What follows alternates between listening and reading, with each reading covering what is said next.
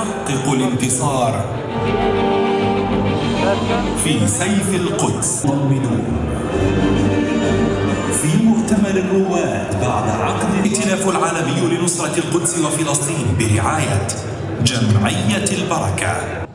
Bütün İslam ülkeleri olarak ve vicdan sahibi bütün ülke yöneticileri olarak bunu düzene itiraz etmeli ve bu adaletsiz düzeni değiştirmeliyiz.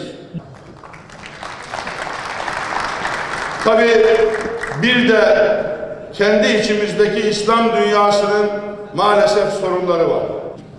Resul-i Ekrem sallallahu aleyhi ve sellem bir hadisi şerifinde iman etmedikçe cennete giremezsiniz. Birbirinizi sevmedikçe de kamil anlamda iman etmiş sayılmazsınız diye ifade ediyor.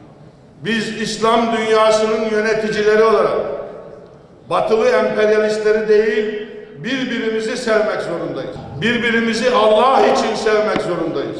Birbirimizi Müslüman olduğumuz için sevmek zorundayız. Estağfirullah innemel mu'minûne ihvetun ayetine uygun olarak birbirimizi kardeş olduğumuz için sevmek zorundayız. Ve birbirimizin kardeşlik hukukuna riayet etmek zorundayız. Buna riayet edip birbirimizi Müslümanca sevdiğimiz gün inanıyorum ki Kudüs'ün özgürlüğüne kavuştuğu gün olacak. Çözümü başkalarından, Batılılardan, Amerika'dan, emperyalist güçlerden değil, çözümü kendimiz konuşarak, oturarak birbirimizden beklemek durumundayız. Filistin'de işgal edilen, katledilen sadece Filistinli kardeşlerimiz değil, esasında insanlık değerleri de bugün katledilmektedir. Siyonist İsrail'in tankları sadece Filistinli kardeşlerimizin değil, esasında hepimizin üzerinden, ümmetin onurunun üzerinden de geçmektedir maalesef.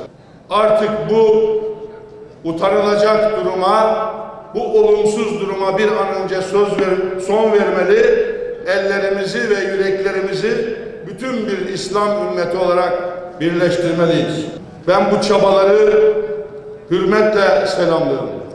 Kuds-ı Şerif'i selamlıyorum. Kuds-ı Şerif'in bütün mücahitlerini selamlıyorum. Kuds-ı Şerif'i muhafaza etmek için mücahit yetiştiren anaları selamlıyorum.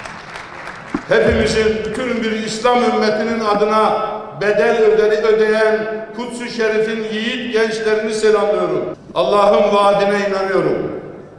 Bir gün mutlaka hak galip gelecektir. İnşallah bu çok uzun bir zaman geçmeden olacaktır.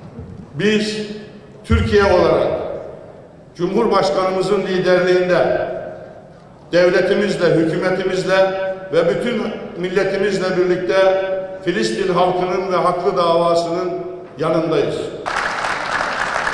Bedeli ne olursa olsun bundan sonra da yanında olmaya devam edeceğiz.